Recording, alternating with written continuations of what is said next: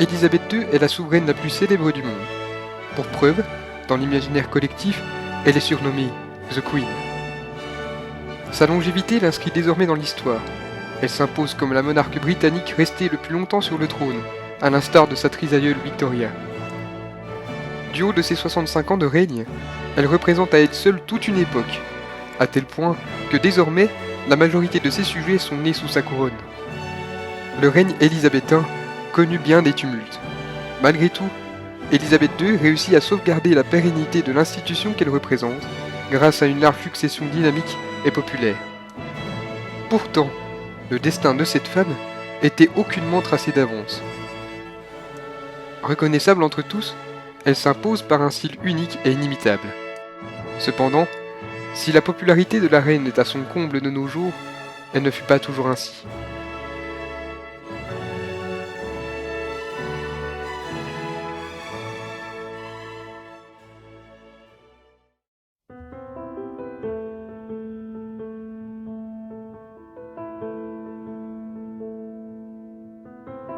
Dès ses débuts, Élisabeth dut faire face à des difficultés.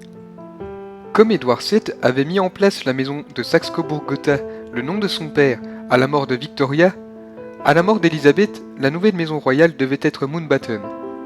Mais encore une fois, Winston Churchill et la reine Mary refusèrent ce changement de nom. Très conservateurs, ils refusent d'abandonner le nom de Windsor, qu'ils eurent tant de mal à faire reconnaître aux yeux des Anglais.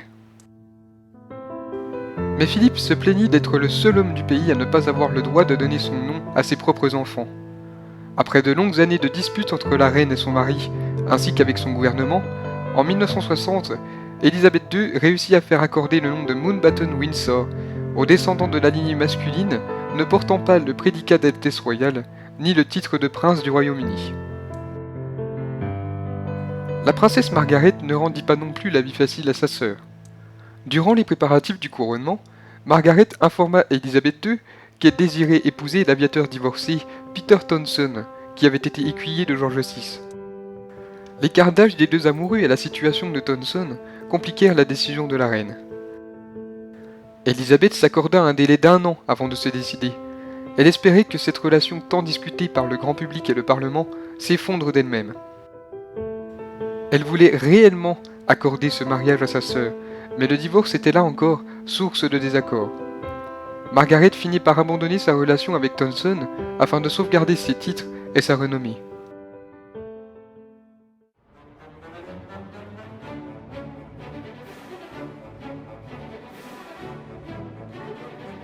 Élisabeth est très attachée aux corgis et aux chevaux. Ces petits chiens à la fourrure caramel font la joie de la souveraine depuis que son père lui offrit son premier chien alors qu'elle n'avait que 10 ans. À une époque, elle eut une dizaine de chiens en même temps, qu'elle emmène avec elle pour la plupart de ses déplacements. L'équitation est sa seconde passion qu'elle partage avec sa mère. Jamais elle ne manque sa course hippique favorite, le Royal Ascot, où elle n'hésite pas à parier. Ce sont les seuls moments où nous pouvons voir la reine se lâcher en public sans se soucier des caméras qui l'entourent. À 90 ans, et cela malgré l'opposition de ses médecins, elle continue à monter à cheval pour des balades dans les parcs du château de Windsor. L'une de ses proches confie d'ailleurs que si elle n'aurait pas été reine, elle aurait aimé vivre en campagne entourée de sa famille, ses chiens et ses chevaux.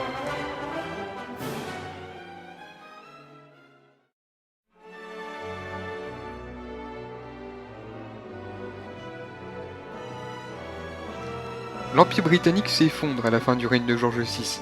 C'est au cours du règne d'Élisabeth que naît véritablement le Commonwealth of Nations, une organisation intergouvernementale basée sur le partenariat composé d'anciens territoires de l'Empire britannique et dirigée par le monarque de Grande-Bretagne. À son accession au trône, Élisabeth II devient le premier chef du Commonwealth à l'instar du titre d'empereur des Indes. Nombreux furent les États qui demandèrent leur indépendance après 1952, surtout au cours des années 1960. La reine perdit par ce fait de nombreux territoires qu'elle dirigeait. Cependant, elle reste encore la souveraine de 15 pays indépendants. Le Commonwealth a une grande place dans son cœur. Bien plus que reine du Royaume-Uni, elle se considère avant tout comme chef du Commonwealth.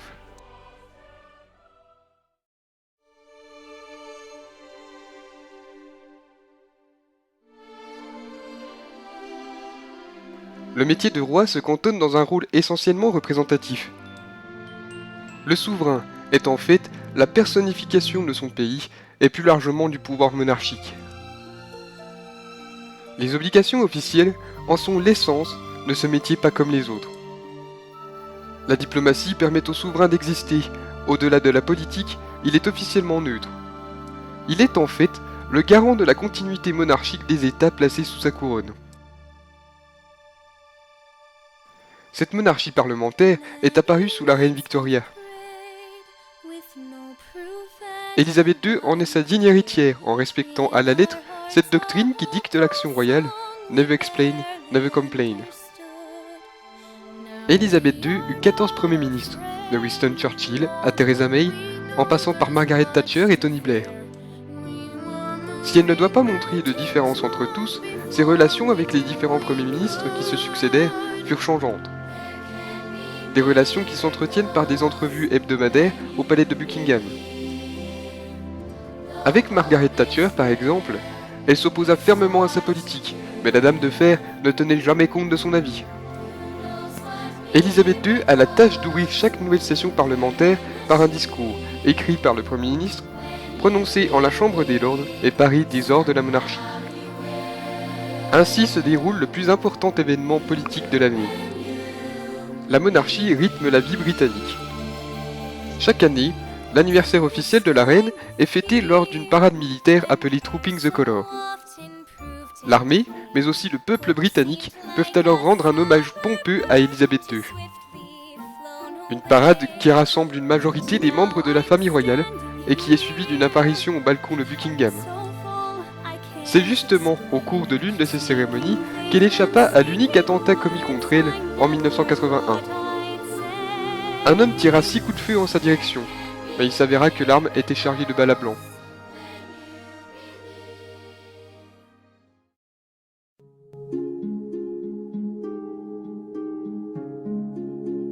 À peine montée sur le trône en 1953, Élisabeth II baptise un nouveau yacht royal. Le Britannia est un véritable palais flottant. Décoré selon les goûts du couple royal, c'est sur ce navire que la reine se sent véritablement chez elle. À bord du Britannia, Élisabeth II accomplit tous les voyages officiels et privés qu'elle fut amenée à faire. Chaque année, elle accueille volontiers les membres de sa famille pour des vacances estivales. Bien plus qu'un navire de villégiature, le Britannia fut une véritable ambassade flottante britannique. Pour ses visites d'État, c'est par le Britannia que la souveraine se rendit à l'étranger. Traversant toutes les mers, il conduisit Élisabeth aux 4 coins du globe. Mais en 1997, pour réaliser des économies budgétaires, le gouvernement de Tony Blair décide de désarmer le navire. Au cours de la cérémonie d'adieu, la reine est émue, au point de verser une larme en public. En 44 ans de service, le Britannia permit à Élisabeth de visiter 135 pays, en faisant l'équivalent d'un tour du monde par an.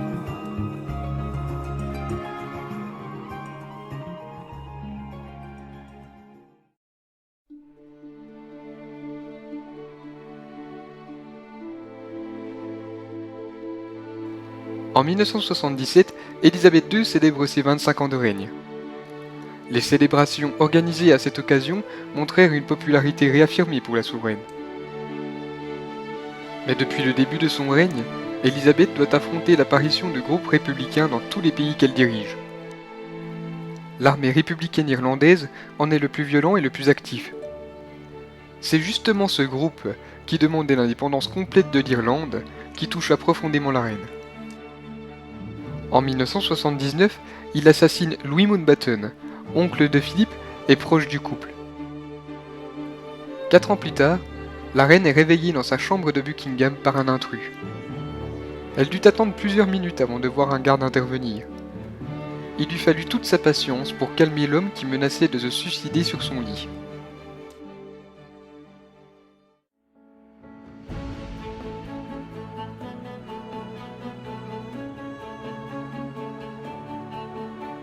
Le 29 juillet 1981, Charles s'unit à Lady Diana Spencer, une jeune aristocrate de 19 ans qui répondait à toutes les exigences d'une future reine consort, en la cathédrale Saint-Paul de Londres. Retransmis en direct à la télévision, il attira des millions de téléspectateurs, à tel point qu'il est surnommé le mariage du siècle. L'engouement autour de ce mariage fut le point de départ d'une descente aux enfers médiatiques.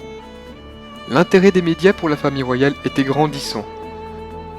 Les journaux et les chaînes de télévision étaient à l'afflux de révélations sulfureuses réelles ou non qui concernaient la famille régnante.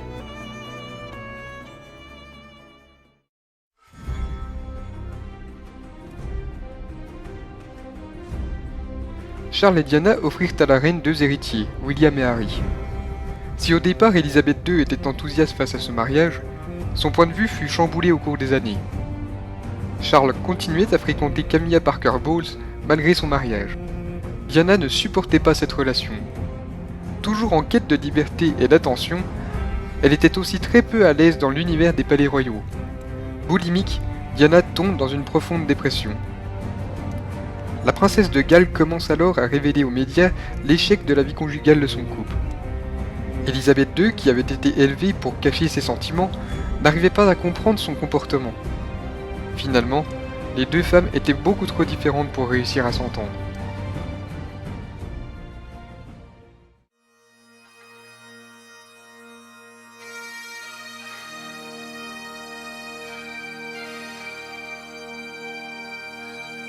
« 1992 is not a year on which I shall look back with undiluted pleasure. In the words of one of my more sympathetic correspondents, it has turned out to be an annus horribilis. 1992 est l'annus horribilis. En mars, le prince Andrew se sépare de Sarah Ferguson.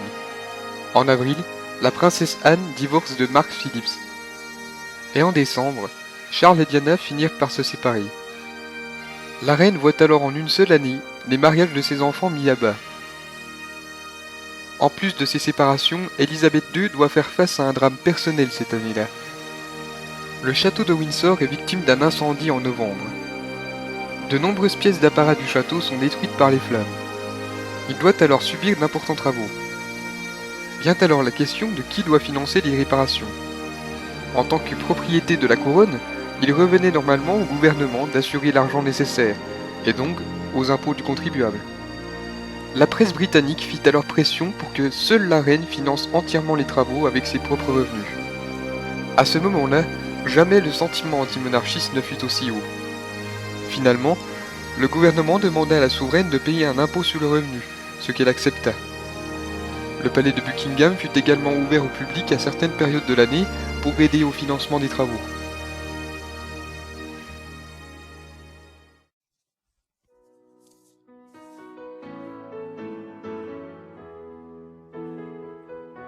Diana finit par critiquer ouvertement la capacité de Charles à régner. C'est de trop pour Élisabeth II qui ordonne au couple de divorcer, ce qu'ils firent en 1996. Diana accumule alors les couvertures médiatiques au bras d'amant. En août 1997, en compagnie de Dodi Al-Fayed, elle se rend à Paris. Le couple meurt dans un accident de voiture sous le pont de l'Alma suite à une course-poursuite avec les paparazzi. La reine était à ce moment-là à Balmoral, entourée de sa famille. Pour protéger William et Harry, elle ordonne de supprimer toutes les télévisions et les radios de la demeure. La reine souhaite s'occuper avant tout de ses petits-enfants, en les protégeant des yeux indiscrets dans son domaine écossais. Tous les bâtiments officiels avaient mis en berne leurs drapeaux suite à la mort de la princesse, sauf Buckingham. Le peuple britannique ne manque pas de s'indigner.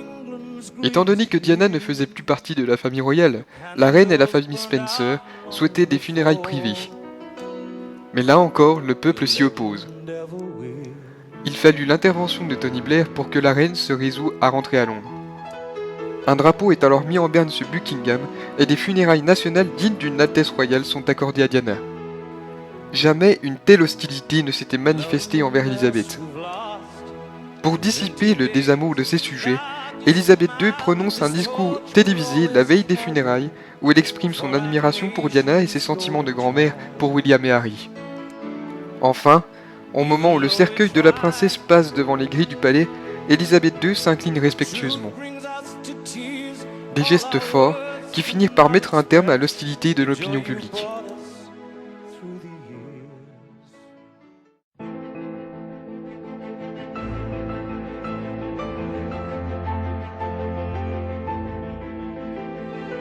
En 2002, Élisabeth fête ses 50 ans de règne. Mais ce jubilé d'or est terni par les morts successives de sa sœur Margaret, qui était atteinte d'un cancer, puis de sa mère, alors âgée de 101 ans. Très attristée, la reine décide de sauvegarder malgré tout les célébrations organisées pour cet événement qui eurent un grand succès. Le passage de Diana dans la famille royale laissa des traces dans l'opinion d'Élisabeth II. Les années 2000 virent le comportement public d'Élisabeth changer. Même si elle sauvegarde son caractère de femme discrète et réservée, elle sait désormais qu'elle doit se montrer beaucoup plus proche de ses sujets. Pour ce faire, son service de communication change, en utilisant dorénavant les réseaux sociaux. La monarchie se met à l'heure de la modernité.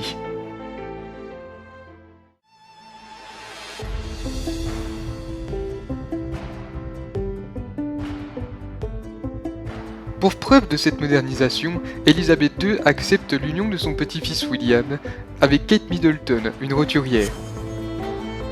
Le couple se marie le 29 avril 2011 en l'abbaye de Westminster lors d'une cérémonie somptueuse retransmise en direct à la télévision.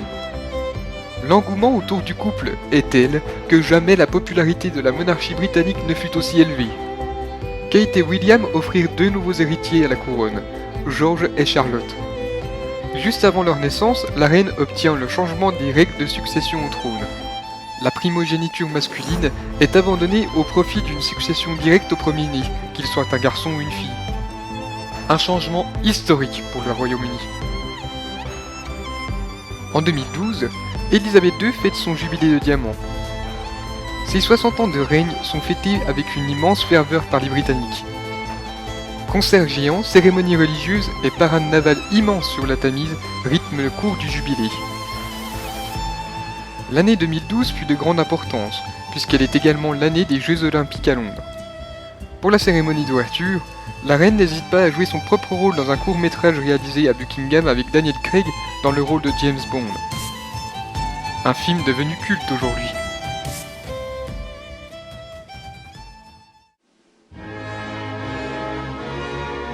À 90 ans, la doyenne des monarques européens n'a jamais été aussi populaire.